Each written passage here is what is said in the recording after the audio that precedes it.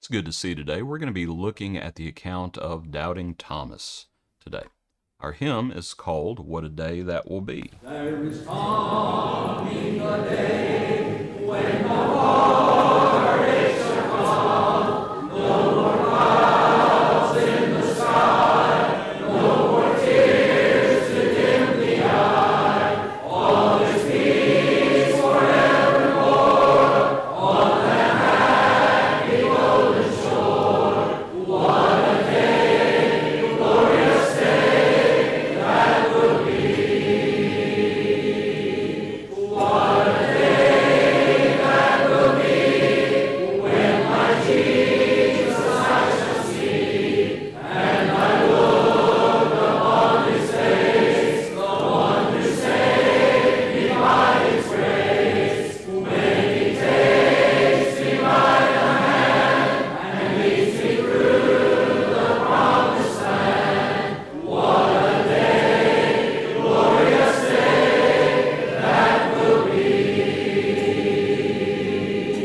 There'll be no sorrow there, no more burdens to bear, no more sickness, no pain, no more parting over there, and forever I will be with the one who died for me. What a day, glorious day that will be.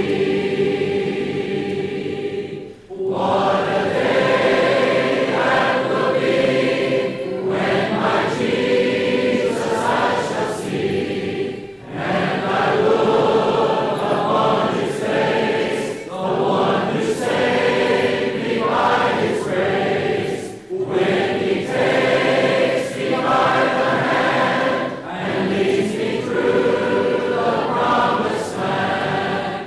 What a day, glorious day that will be.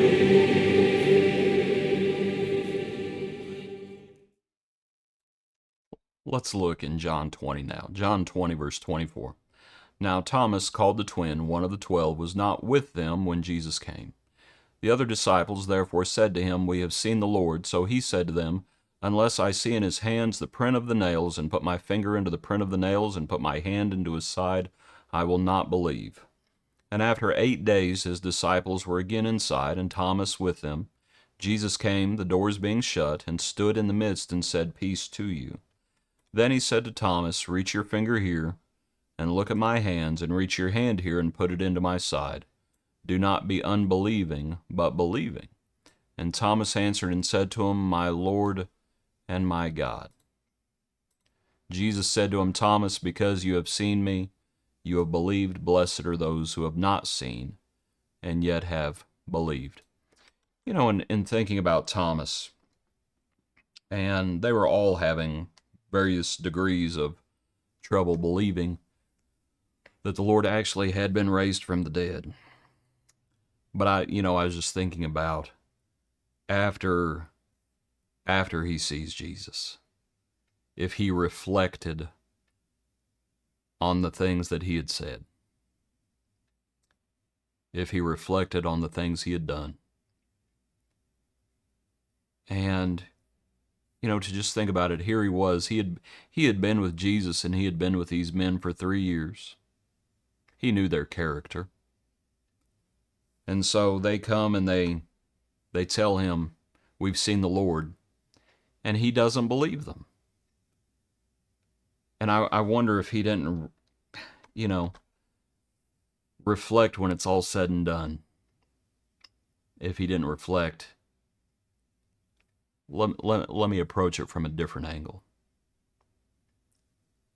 I wonder if when he told people about Jesus going forward, and those people said, I'm not going to believe it unless I see it for myself. I wonder what he was thinking.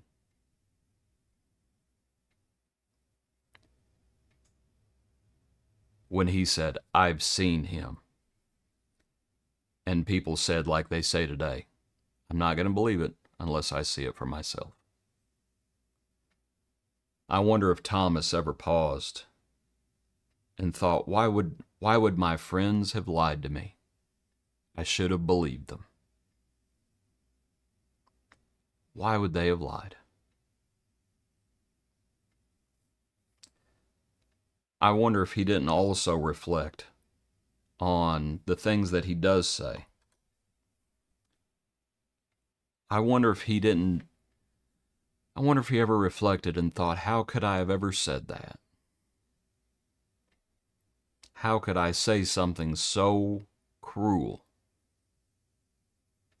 that I was going to put my finger into the print of the nails and put my hand into his side? I wonder if he ever thought, how could I say that?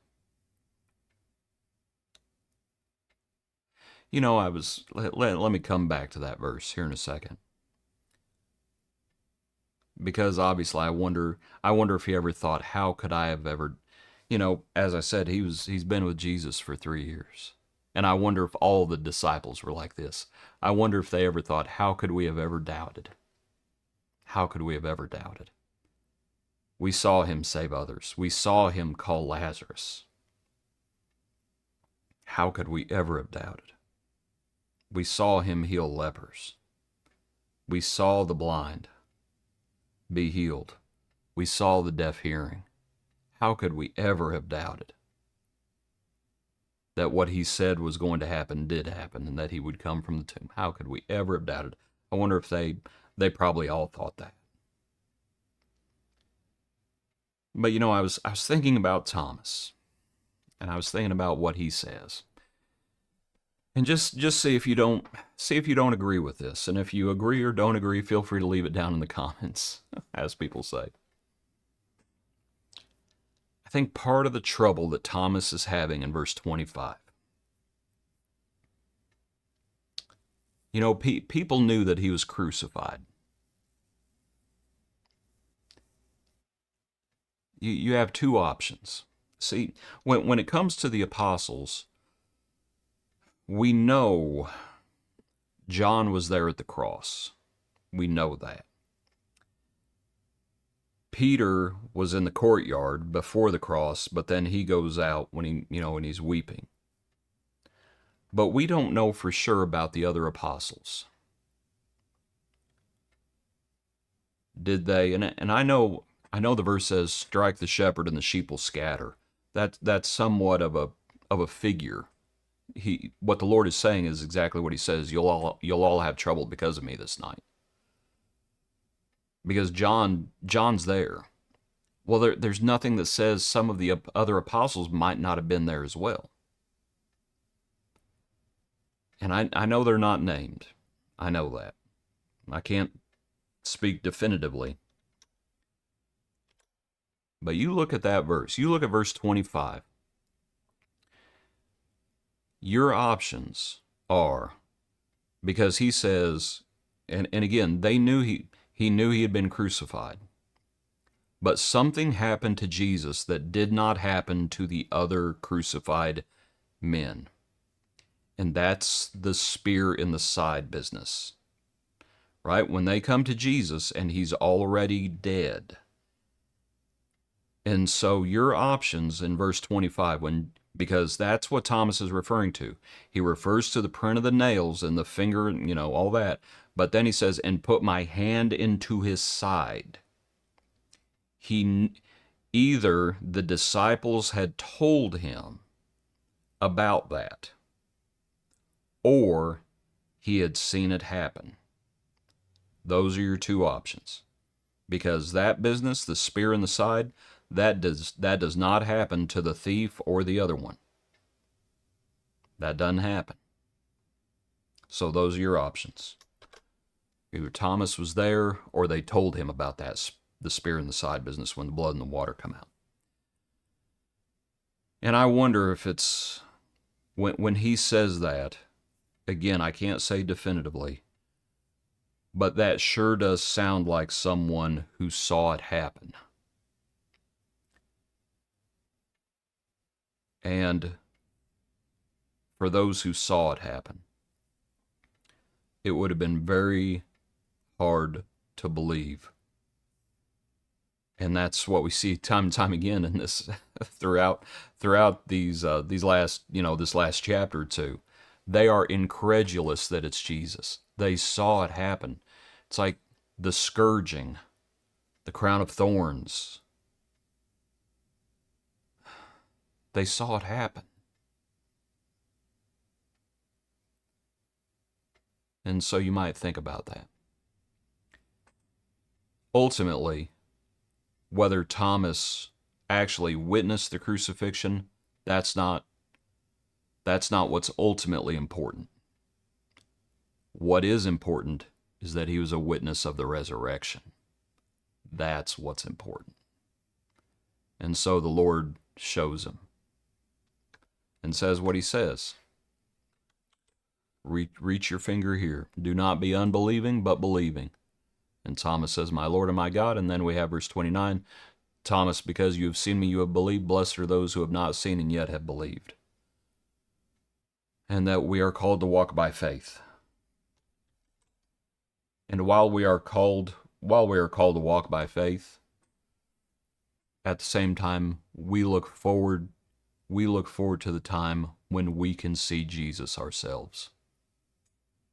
We look forward to that time, and that's why the hymn we're looking at today is what it is. What a day that will be, when my Jesus I shall see, and I look upon his face, the one who saved me by his grace. When he takes me by the hand and leads me through the promised land, what a day, glorious day that will be. Appreciate you. Hope you have a good day. Join us tomorrow for another portion of our daily praise.